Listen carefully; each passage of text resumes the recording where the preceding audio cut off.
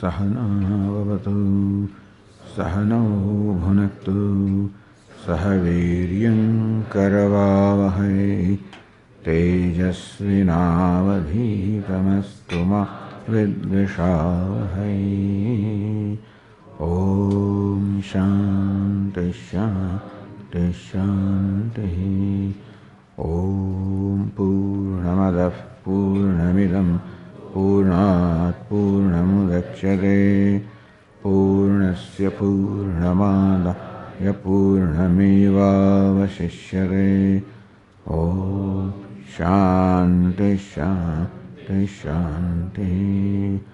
श्रुतिस्मृतिपुराणानाम् आलयं करुणालयं नमामि भगवत्पादं शङ्करं लोकशङ्करं शङ्करं शङ्कराचार्यं केशवं बादरायणं सूत्रभाष्यकृतौ वन्दे भगवन्तौ पुनः पुनः। ईश्वरो गुरुरात्मेति मूर्तिभेदविभागिने व्योमवद्व्याप्तदेहाय दक्षिणामूर्तये ॐ आप्यायन्तु ममाङ्गानि वाक्प्राणश्चक्षुश्रोत्रमथो बलमिन्द्रियाणि च सर्वाणि सर्वं ब्रह्म उपनिषदं माहं ब्रह्म निराकुर्याम् मा ब्रह्म निराकरोत् अनिराकरणमस्त्वनिराकरणं मे अस्तु। तदात्मनि निरतेय उपनिषत्सु धर्मास्ते मयि सन्तु ते मयि सन्तु। ॐ शान्ति शान्ति शान्तिः।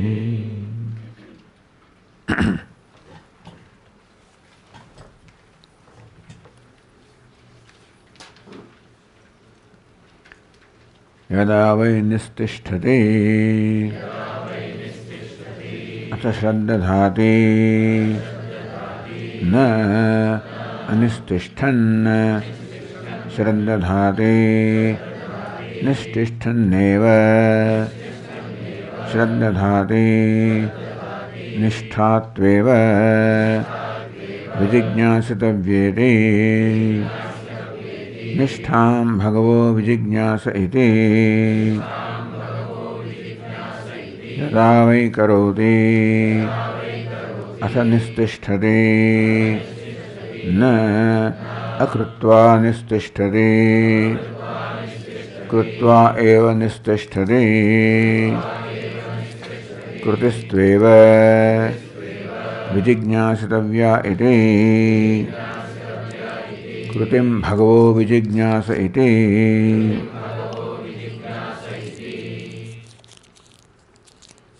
यदा वै निस्तिष्ठति अथ श्रद्दधाति. So what is the means of developing Shraddha in oneself? Shraddha, like other things, cannot be willed, but still we can do something so that the Shraddha becomes manifest. Shraddha, Bhakti, all of these are potentially there, and what we need is to create a state of mind where Shraddha becomes manifest. That is called creating Shraddha or discovering Shraddha. So third, Nistishtati, when one serves one's teacher with devotion, as to how you imbibe the qualities or virtues of the teacher by being in proximity, and therefore by observing and also ultimately by imitating. So that is how slowly a harmony develops between the two. When the Shishya serves the teacher with devotion, and that is how a channel is opened as though for the grace of the teacher also to flow and also the virtues of the teacher also flow into you, and therefore a trust develops. So it's a matter of developing trust within the teacher. And then when the trust is developed in the teacher, then also what the teacher stands for, there is trust in that also. And so the teaching, and so the scripture, so Shraddha for all of these slowly is discovered in one's own self. For that the means told here is that may you serve the teacher with devotion, taking for granted that the teacher is a competent person who is worth emulating, and therefore by emulating the teacher also, those qualities are also discovered, because those qualities that are in the teacher are in us also.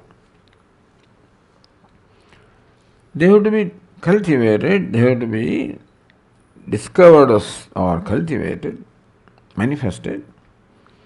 So that slowly happens, and that's how the trust or Shraddha develops. Shraddha in the teacher as a person, Shraddha in teacher as what the teacher stands for, what the teacher teaches, and therefore the scriptures, and therefore Ishvara. In all of these also the Shraddha comes. So how do I serve the teacher with devotion? Nishtha bhagavo vijignyaseti. How do I discover that serving the teacher with devotion?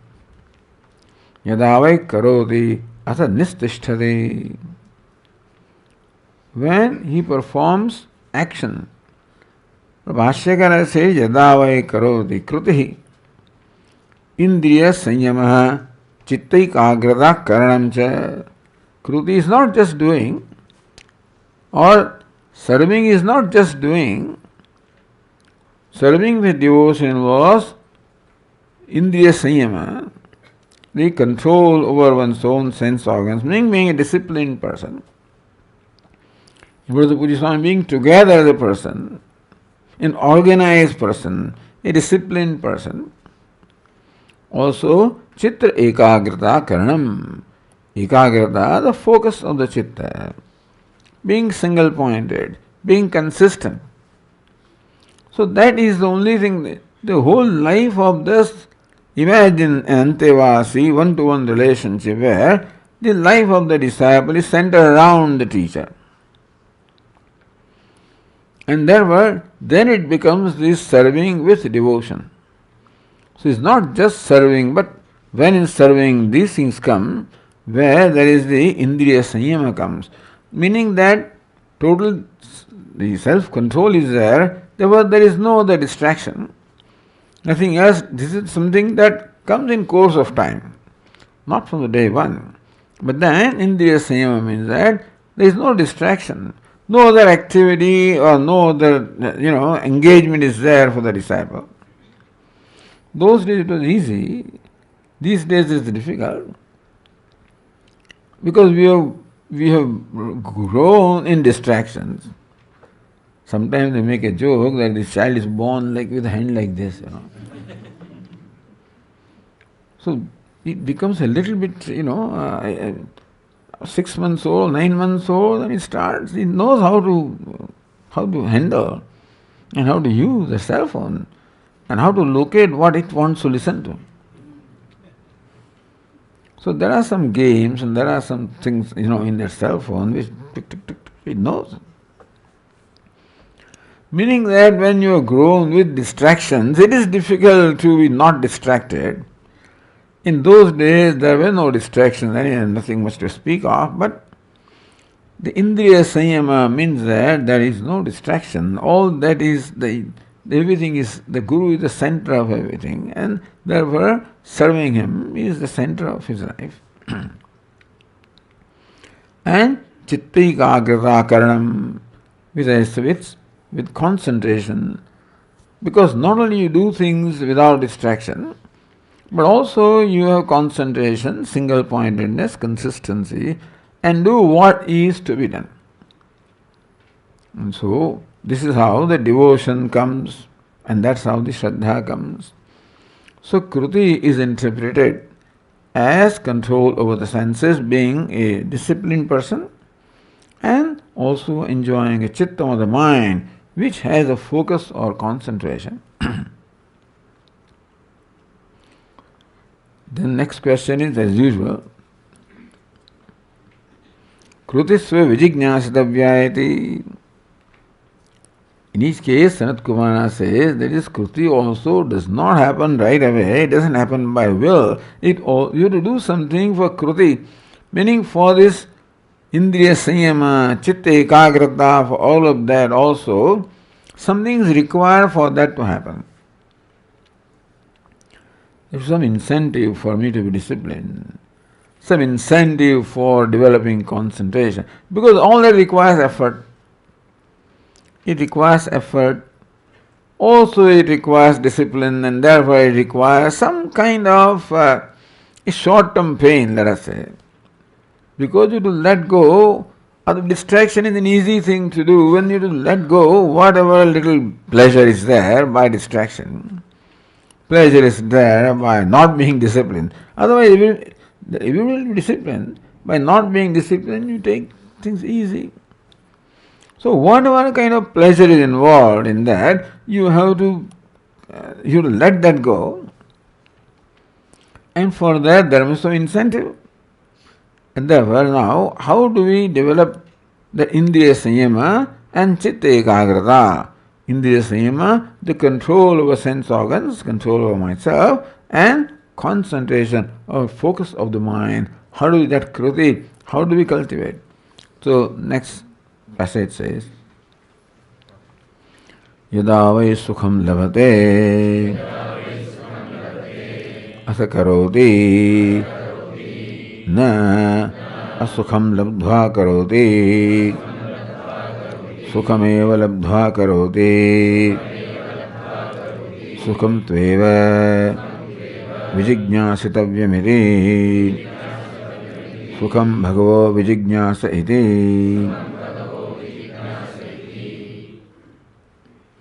It's amazing how in all these different steps, Sanat Kumar, the Shruti brings us to the ultimately the main topic of this chapter.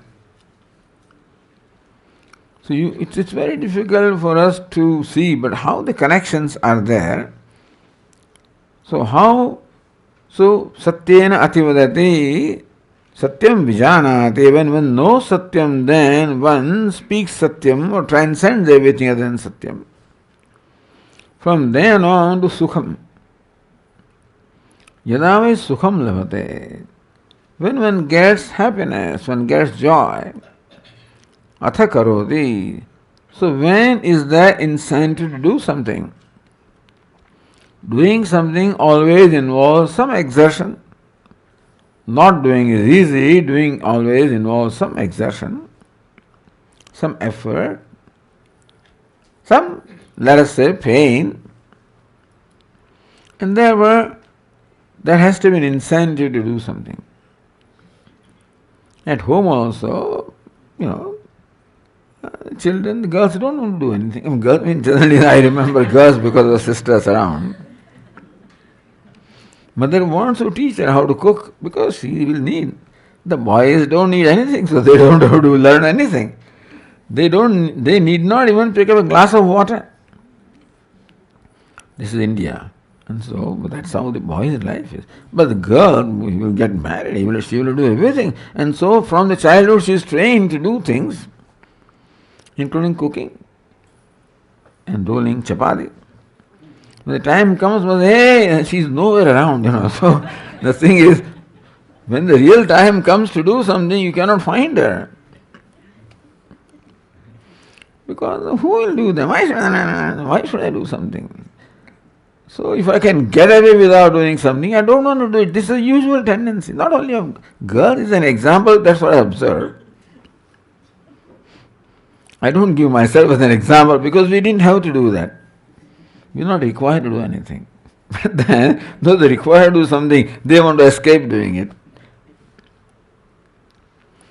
Meaning, doing something always involves some incentive.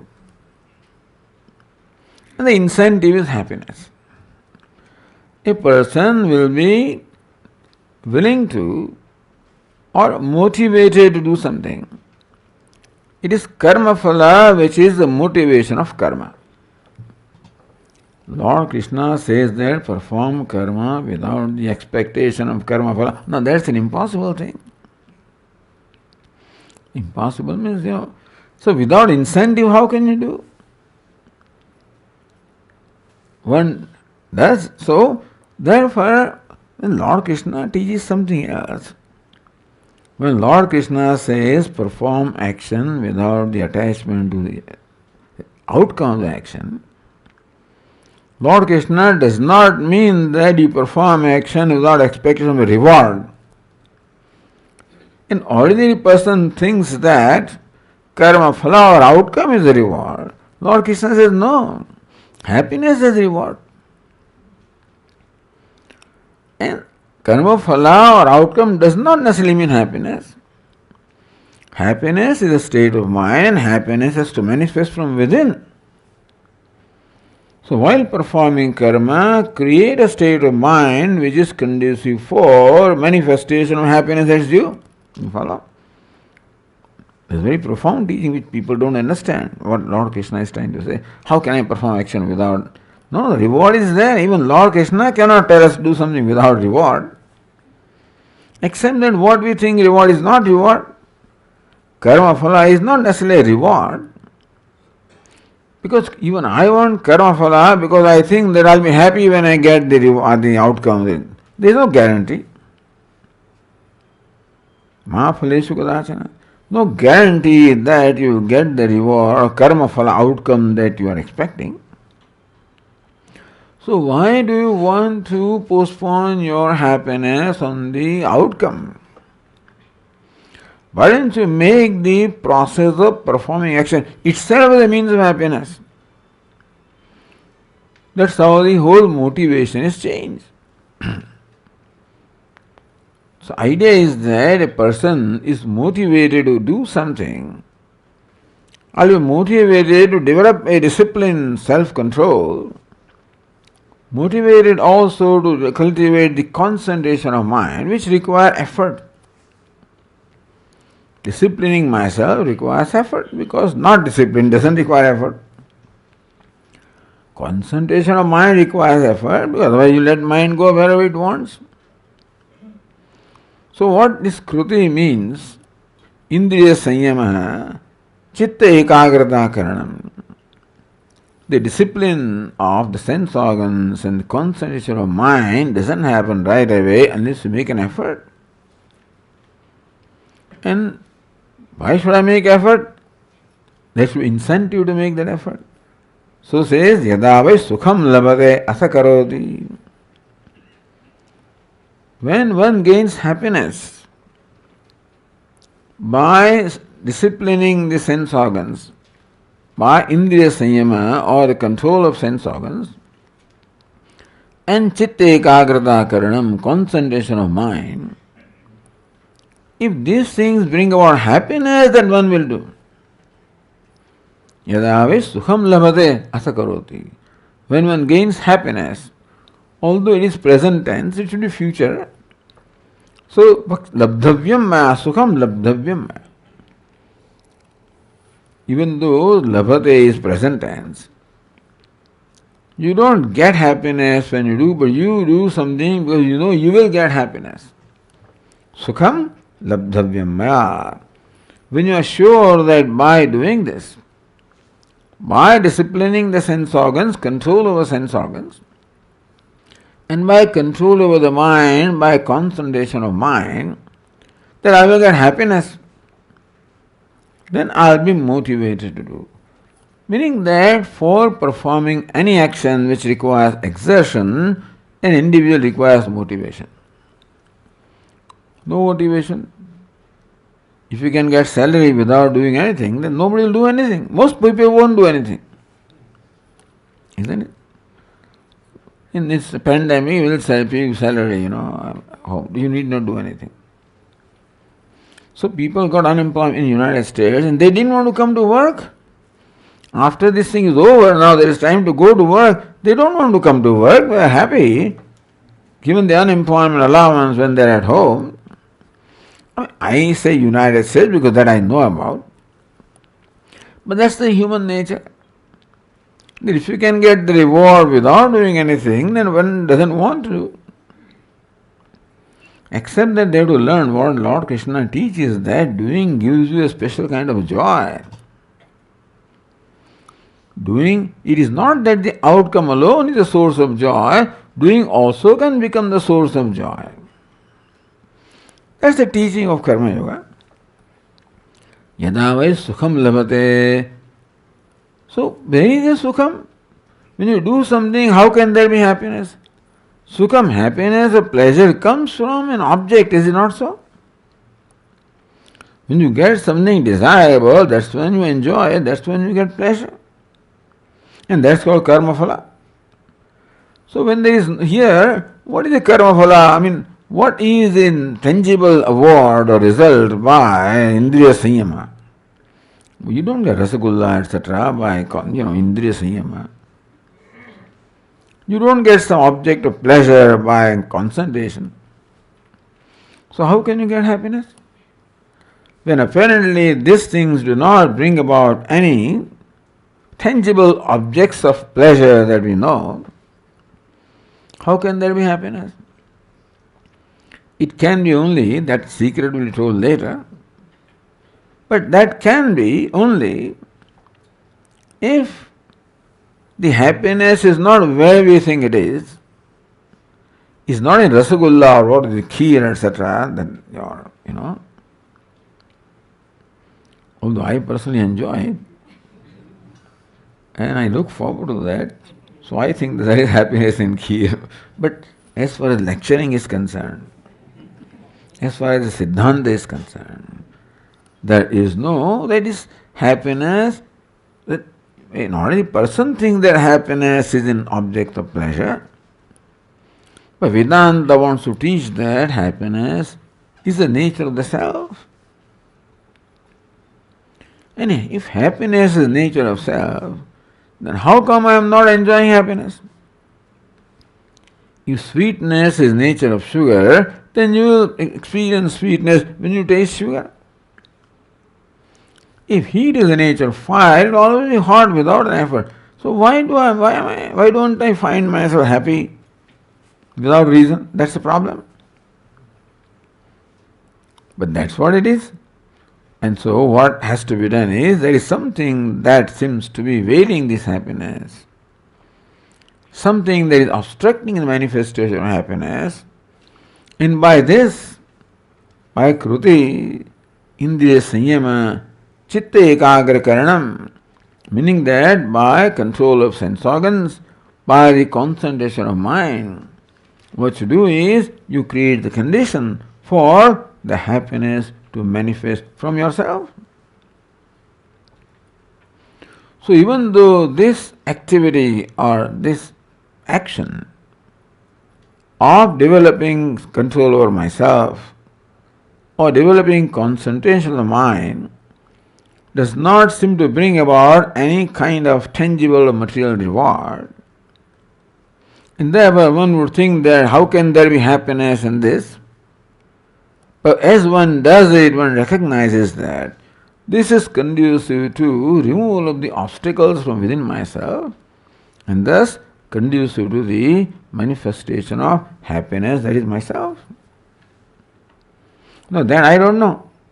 Therefore, yada vai sukham labhate, or sukham vakshamanam labdhavyam maya iti manyate.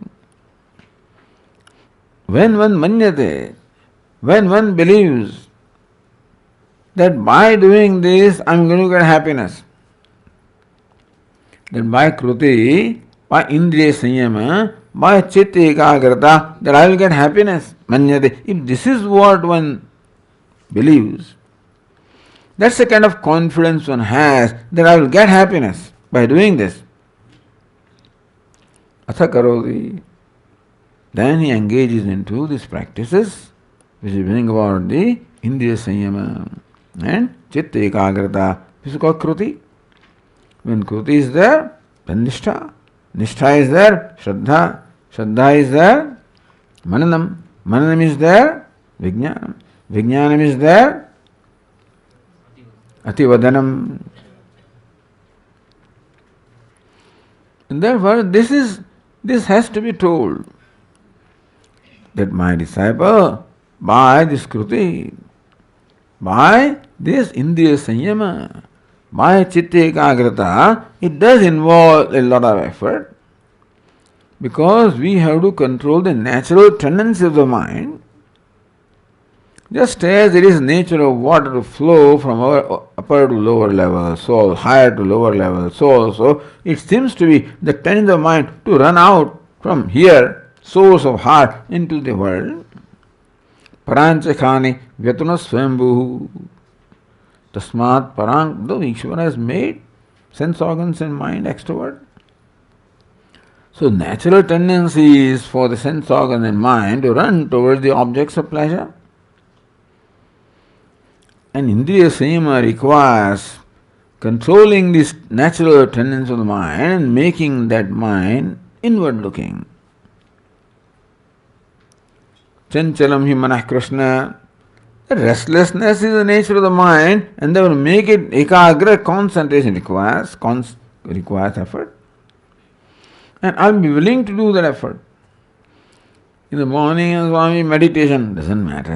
Let us have half an hour more sleep. Yoga, pranayama, meditation. Who wants to get up?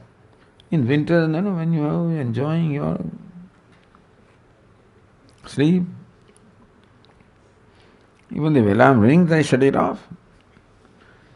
Because I find no joy in this yoga and pranayama and meditation, etc. So when do I have the incentive to do something? When it will make me happy. Simple. Now therefore, if I believe that this yoga, meditation, pranayama will make me happy, yada manyate, when one believes that this will make me happy and I am convinced about it, if that conviction is there that this is how I will become happy, this is a way of really becoming happy. What I believe happiness or becoming happy is not really happiness. Vishendriya sanyogat yatadagre amrutopamam pariname vishamiva. Lord Krishna says happiness that comes by the contact of sense organ, sense object. Sounds sweet in the beginning, but turns out to be very bitter at that. And this process of indriya sanyama, chitta ekagrata, yatadagre vishamiva pariname amrutopamam. This is short-term pain, long-term gain. Usually it is short-term gain, long-term pain. That's what people go for. Sleeping half an hour more, short-term gain. Long-term pain.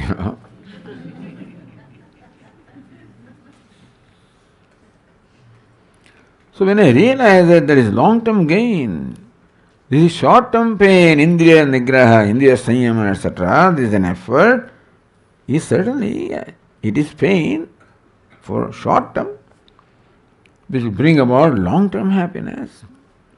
Manyate, if this is what one believes, then there is an incentive to make an effort, even though in the short term it is painful or it is exertion, I'll still do that when I'm confident that it will bring about a long-term happiness. Yathoktam sukham, not only happiness, niradishayam sukham, it will bring me limitless happiness. Because that's all happiness is. Happiness is only one kind. We'll see that.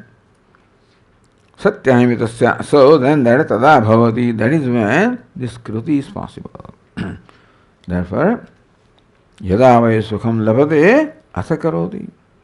When one gains happiness, meaning when one is confident that this will bring happiness, that is when one does it. Na sukham labdhva karoti, meaning sukham alabdhva na karoti.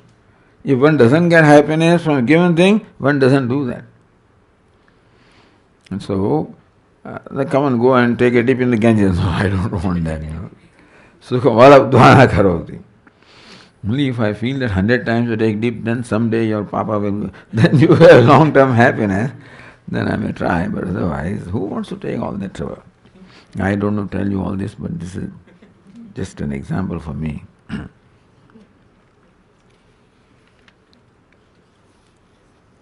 Sukham bhagava but sukham eva labdva, sukham tu vijignasadhavyamiti.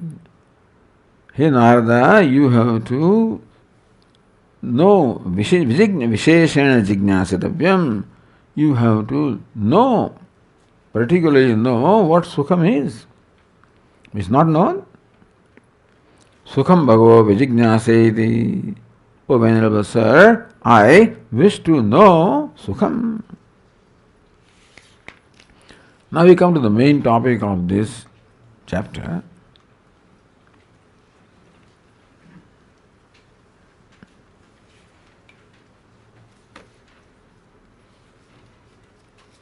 So we come to page 9, I said it's 27. No, 28, right? Yo ve bhuma tat sukham nalpe sukhamaste bhuma eva sukham bhuma tveva vijignasitavya ite bhumanam bhago vijignasa ite.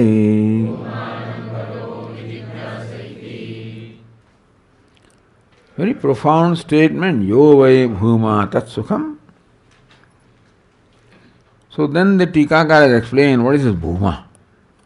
Bhashyakara says, Yo vai bhuma mahat nirdisham bahu iti paryayaha. So that which is mahat, great, abundant, or nirdisham, unsurpassable, bahu, abundant. So bhuma means abundant, unsurpassable, great, etc. In short, limitless. So here, instead of the word Brahman, the word Bhuma is used. Bhuma is the nominative singular of Bhuman. So Pratipadika is Bhuman. So how is this word derived? It is derived from the word Bahu. Bahu means not only love, Bahu means plenty. It's Sanskrit Bahu, not Hindi Bahu.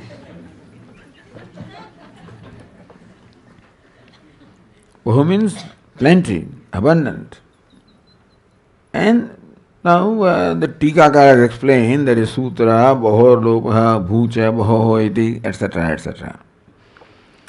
Meaning that this word Bahu is such that when you apply a certain suffixes, namely Ishtan, Imanich, Yasun, then that there is a lope of E. One sutra. Second sutra is that in case of Bahu, when the E, there is eliding a lope of E, then Bahu is replaced by Bhu. Everybody knows here. So Bahu plus Imanich means Iman. So Bahu plus Iman, there is a lope of E, so Bahu plus Man. And when lope of E is there, Bahu is replaced by Bhu, therefore it is Bhuman. So Bahutvam Bhuma Shabdasah. So Bahutvam, the state of being abundant, that is the. So this is a Bhavachak nama. But Bhava Bhavitro Abheda Vakshaya. So Bahutvam is also Bahu. So there Bhuma means abundant. Bhuma little means abundance. But here it means abundant. Abundant means anantam, limitless. So ultimately Bhuma and Brahman will have the same meaning, ultimately. But here the Shruti chooses the word Bhuma, Bhuman. So yo vai Bhuma, that which is Mahat, Nirdisham, Bahu, Nirdisham, unsurpassable. Mahat, so which is great. Bahu, abundant. Bhuma is infinite. So yo vai Bhuma tat sukham. That which is infinite is happiness. This is a very profound formula or profound statement. That which is infinite is happiness. And further, na alpe sukham asti. There is no sukham, no happiness in alpa or limited. What is limited? Other than limitless is limited. Says tata arvat atishayatvat alpam. Anything that is other than bhuma, below bhuma, less than limitless is limited. Well, Swami used to ask, what's the difference between one and infinity? Infinity. 100 in infinity, infinity. Million in infinity, infinity. Billion in infinity, infinity. Is it not so? Infinity minus 1 is infinity, infinity minus million is also infinity, minus billion also is infinity, minus trillion also is infinity. Meaning that infinity minus any finite number. So, any finite number is below infinity is finite. Doesn't matter how large that number is, it is still finite, does not become free from finiteness. A number, sankhya, can be any large number, and it can go up to so many zeros. Still, it is countable. You can count, and therefore it is limited. There is no happiness in limitless. Limitless is happiness. You should not say in happiness. Limitless is happiness. You bhuma tat sukham. What is limitless is happiness. Na alpe sukham asti. In limited there is no happiness. You can't say, Swamiji, alpam sukham asti. If there is limitless is happiness, so alpam means then alpa sukham must be there. Is it not so? That makes sense. Limitless is happiness. So in limited happiness should be there. Is it not so? He says there is no happiness in limited. Now billion also is limited and trillion. Everything that we can think of. Anything that the mind can imagine. In time, place, condition, anything is going to be limited. Regardless of how many zeros I keep adding, is still limited. Regardless of how many degrees or so I'm a manager and then I'm this and then I'm a CEO and I'm so you keep on adding all this hierarchy. Doesn't matter where you reach. Brahma, Vishnu Padam, Hari Padam. And so Indra wants to be Brahma and Brahma wants to be Vishnu and Vishnu wants to be. But still, if you become something, it is going to be limited. If you achieve something, it is going to be limited. If you become something, it is going to be limited. However great you become, if you become a Brahmaji, then also you are limited. There is no attempt here to in any way denounce Brahmaji or anything. But what I am saying is, if you become the sovereign of the whole universe. Still limited. Chakravarti, still limited. So any position that you attain is going to be limited. Any amount of wealth that you acquire is going to be limited. Any amount of power that you acquire is going to be limited. Anything that I can think of in terms of wealth, money, power, fame, name, is going to be limited. However large it is, however great it is still limited. So nothing becomes free from the idea of limitedness. Nothing in the universe. Nothing in the universe that you can think of can be free from the idea of limitedness. Think of it and tell me in the evening. No, Swami, certain seconds limitless. Can you describe it? Yes. Can you think of it? Yes. If you can think of it, it cannot be limitless. Meaning the whole universe is included. the whole universe of names and forms also is limited in time and place and condition. Everything in the universe, every object is limited in time, place and condition. The universe, which is the totality of all limited things, also is limited, is it not so? Can you imagine all the wealth, all the time, all the place, all the power, all the fame, everything? You can add up as much as you want. So if nobody's attained that, and you imagine that and you attain, but regardless of what it is that you can imagine, it's going to be limited. Upanishad says, Nalpe sukhamasti, there is no happiness unlimited. However great it is, however vast it is, however big it is, that cannot be happiness. Not an iota, there is no happiness, not an iota of happiness. Not that in limited thing there is limited happiness. Then we can settle for it. I know a lot of things that are all limited. That Muhammad Begada, he used to have. He would just lie down and he just keeps eating. So here he has some hanging, some grapes. There is some sweets there. So he puts his hand here and he gets that, puts that. He thinks that he is happy, he is enjoying things. So if the grapes have limited happiness and panda has unlimited happiness, then I'll have lots of things, and I'll keep on enjoying happiness, why not? There is no happiness there. But I'm enjoying happiness, there is no happiness. But I'm enjoying, that means either they are wrong or we are wrong. Either Upanishad is wrong in saying that there is no happiness, or I must be wrong in thinking that there is happiness there. Is it not so? So this is where Shraddha comes. I have my own conclusions right now that there is happiness here and there and so many so. And here it said there is no happiness in anything limited. Which means that my conclusion that a given name, fame, power, etc. gives happiness is a wrong conclusion. Is it not so? Because any name, fame, power is going to be limited. But I am enjoying Swamiji. When I get something that I wanted, I am happy. When I do something that is interesting, I am happy. How can you say there is no happiness in Rasgulla? I enjoy them. When I eat them, I enjoy them. I feel happy. You feel happy. But then, has that happiness come from the Rasgulla? Because that is limited, so that cannot have happiness. And still you feel happy.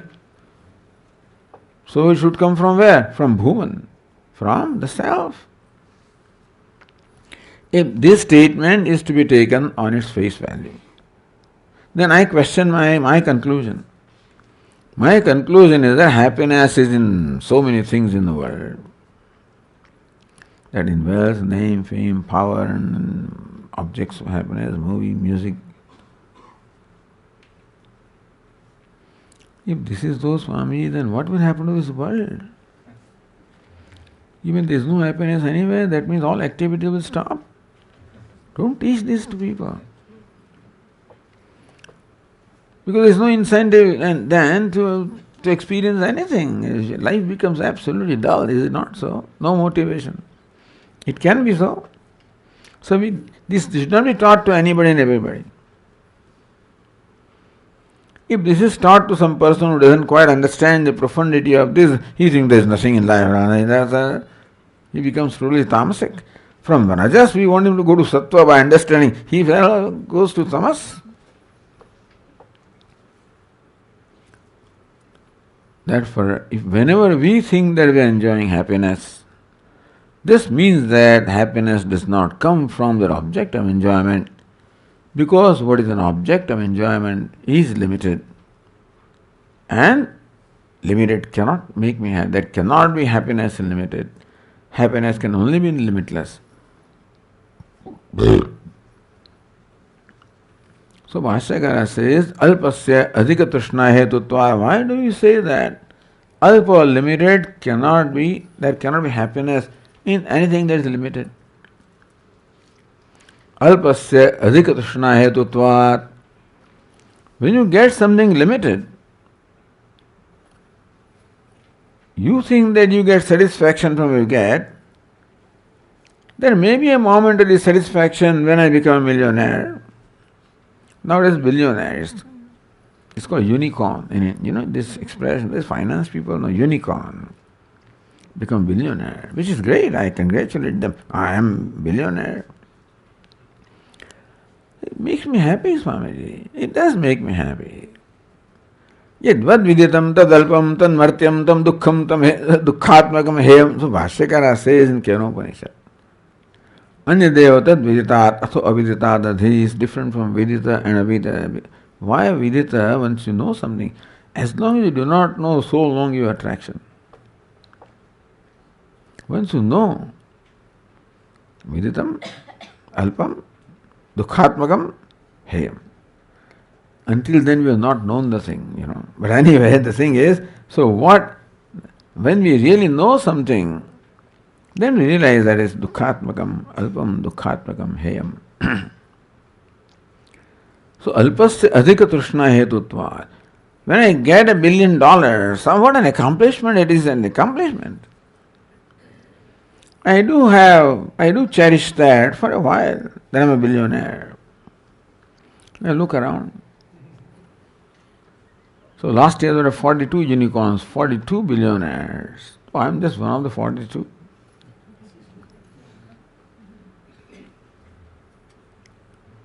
That's all it is. I'm just a billionaire. That fellow got 2 billion, the other fellow got 3 billion. So this accomplishment of being a billionaire creates in me a desire to be multi-billionaire, isn't it? It will. If being a billionaire makes me happy, then watching others who have accomplished more than I have, right away I become aware of my limitedness or my limited accomplishment or limitation of my accomplishment. I become dissatisfied and I want more. So this is alpasya adhika trishna hetutvat. Anything that is limited creates adhika trishna, creates a greater craving. Now this is what Bhashyakara says. Now these are the profound statements and we have to contemplate on them. All these things may go against the common understanding. This may all go against the common knowledge, common understanding, in fact, common basis upon which the whole universe functions. If this is what you tell, Swami, why don't you tell this to a child, If you tell a child, he won't grow. You say this to only a mature person. To a child, my beta, how nice. You give him a certificate. You get certificate. What do they call it? The supreme speller. CAT, cat, he can spell. Wow, he gets a certificate, That's what is needed at that time, for him to feel the self, worth. That I am something. Then he wants to achieve something more, then he wants to achieve something more, and that's how he grows. Then a point comes when you tell him, what's the limit? But you can't tell him without having achieved nothing. You say the achievement is nothing, then he neither achieves anything nor does he do anything. So understand that karma sannyasa requires performing karma and then sannyasa. Sannyasa requires having something and then giving up. Is it not so? I never went to work, Swami. I was saying, that's all right, then what have you given up?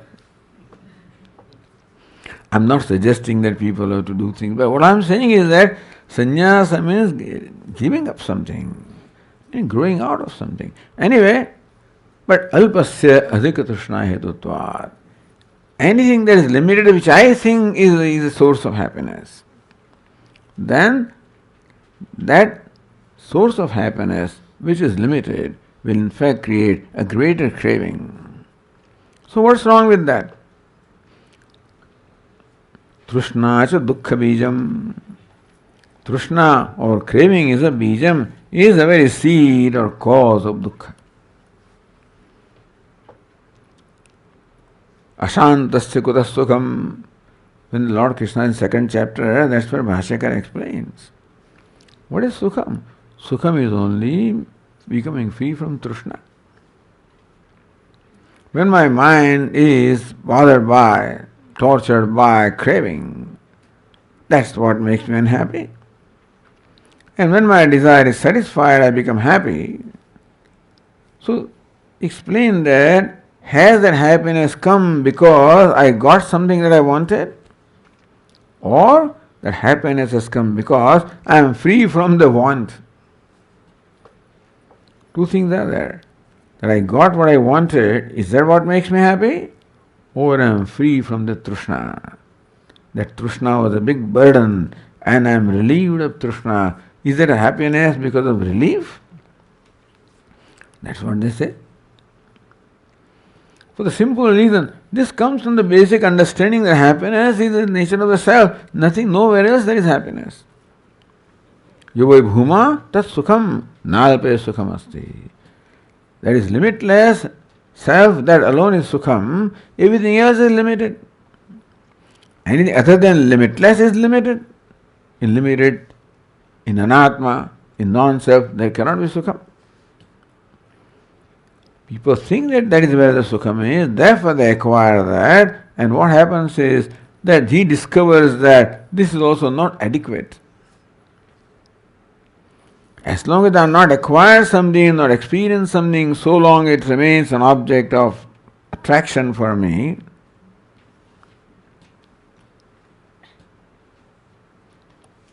But once I experience it, I realize that it is limited, not quite what I want. And then that experience only creates a further craving of, something greater than what I had, need for something greater. Alpasya adhika trishna hetutvat trishna cha dukkha bijam. It is trishna or craving or the desire which is dukkha bijam, which is the cause of dukkha. Any kind of desire other than desire to know the self. That will remove the dukkha. But desire for anything else is the cause of dukkha. Let it be. Let trishna be dukkha bijam, so what? Nahi dukkha bijam sukham dushtam jvaradi loke. In our day-to-day experience, jvara means fever. So fever, which is dukkha bijam, fear brings all kinds of other dukkha in its wake. Fever comes and headache comes and stomachache comes and this ache. Fever doesn't stop at fever. It brings aches and pains and a lot of dukkha. So fever is dukkha bijam. Fever is the initiator or cause of all sorts of dukkha. So there cannot be happiness in fever, which is dukkha bijam. The fever is an example. How one cannot become happy by fever, because one knows that when fever comes, next morning all the body ache is going to come. I'm going to lose my appetite. Headache is going to come. And vomiting is, all sorts of things will come. So when fever comes, nobody can be happy because it is dukkha bijam, it is a cause of many other dukkha. So also, anything that is limited is the cause of alpami. So, trishna, adhika trishna hetutvat. Anything that is limited is only the cause of greater craving, and craving is the source of dukkha. And therefore, there cannot be happiness in anything that is limited.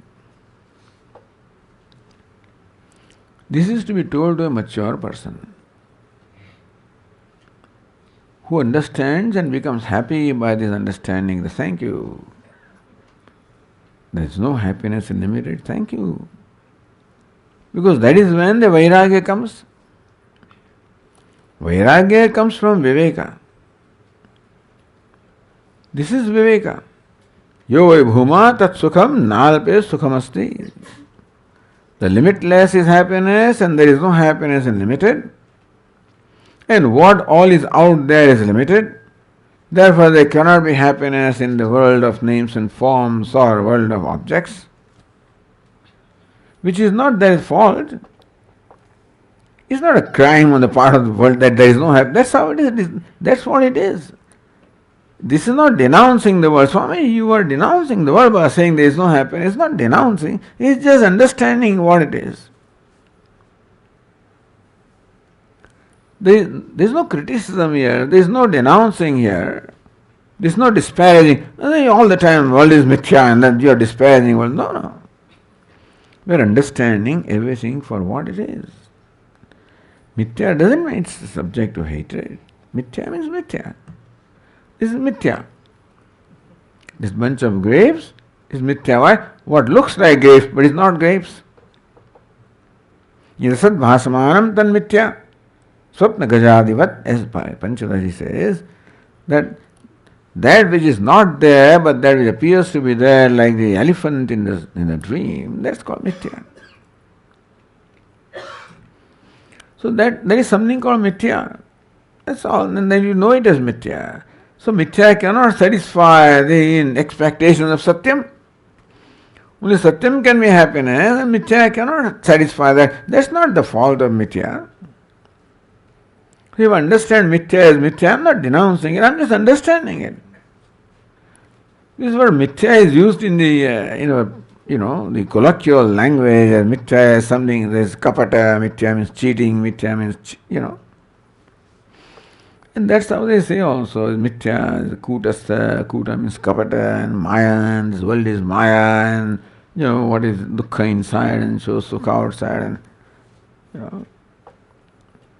it's all frustration. Mithya is just mithya. Why should you say it is kapat? Why do you say that? It doesn't say I am happiness. The world, see, what is unhappiness inside shows happiness outside. The world doesn't show happiness.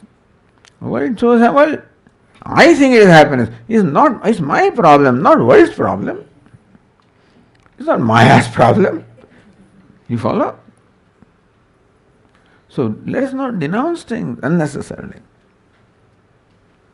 Maya is not a fault. Maya is not an offense. Maya is is Maya.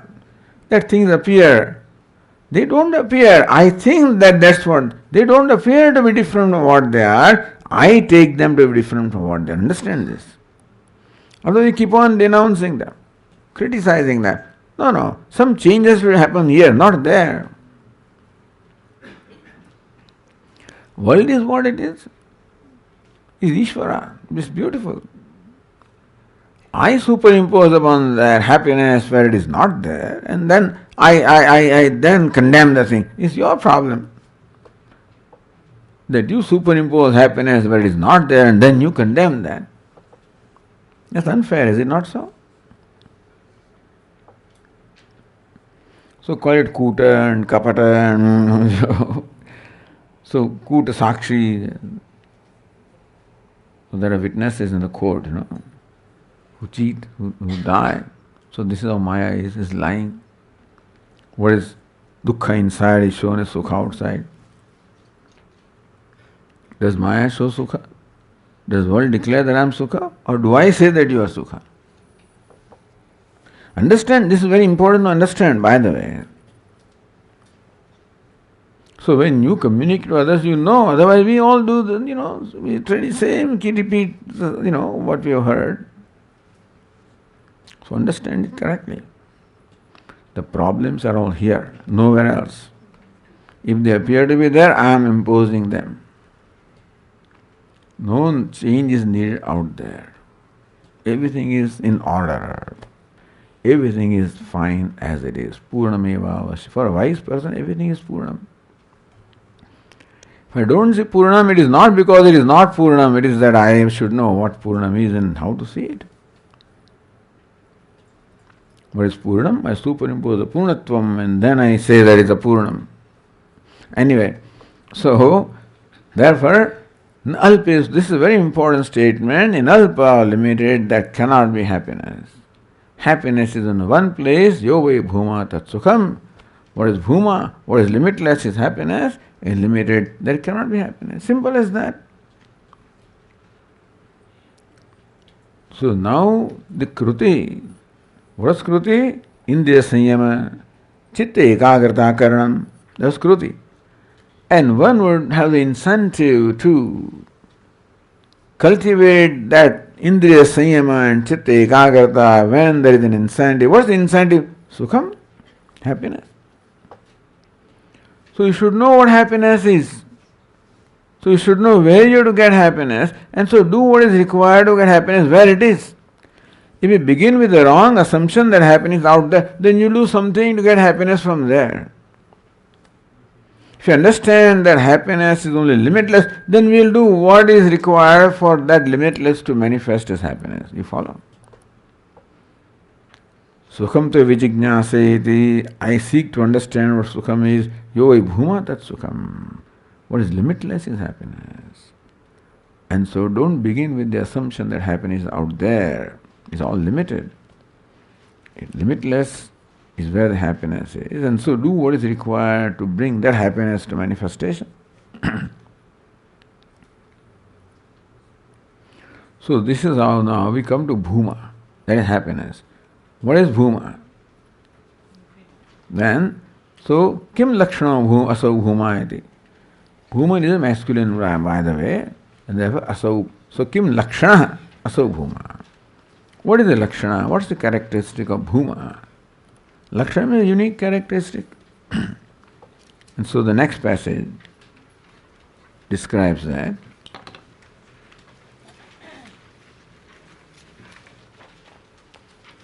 Page 10.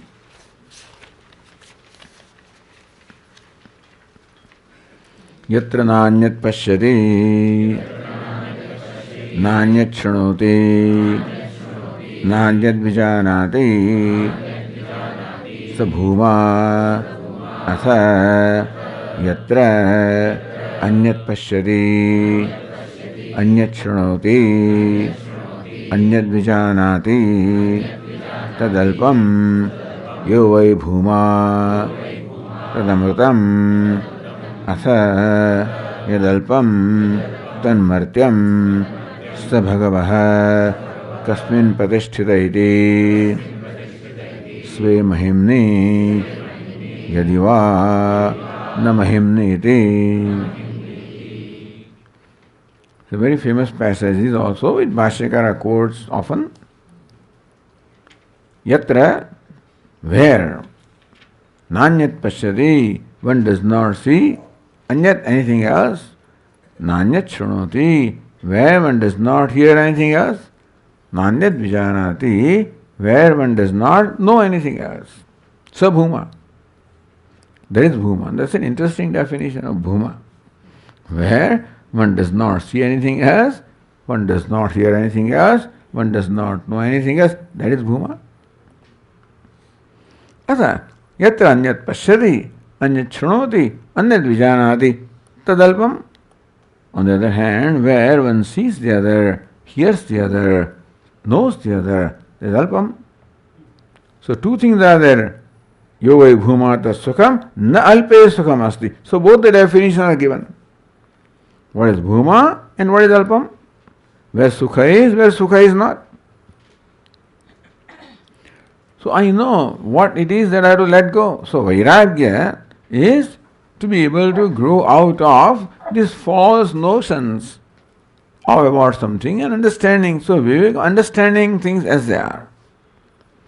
So when I understand that bhuma is bhuma, alpa is alpa, then I treat alpa for what it should be treated and bhuma for what it should be treated. Yoga bhuma tadamrutam. That which is bhuma is amrutam, immortal. Yadalpam tanmartyam. That alpam or limited is mortal. So this is the definition of bhuma. The next question is whatever it is, but then, so sa bhagava kasmin pratisthita iti. Oh Venerable Sir, where is that bhuma established? Sve mahimni yadiva na mahimneti, in its own glory or maybe not in its glory also. So, we'll continue the discussion next class. Om Purnamadah Purnamidam Purnat Purnamudachyate Purnasya Purnamada Purnameva Vasishyate Om Shanti Shanti Shanti Shankaram Shankaracharyam Keshavam Badarayanam Sutrabhashyakrutau vande bhagavantau punah punah Ishvaro gururatmeti मूर्तिभेदविभागिने व्योमवद्व्याप्तदेहाय दक्षिणामूर्तये नमः। ॐ शान्ति शान्ति शान्तिः। हरिः ॐ। श्रीगुरुभ्यो नमः।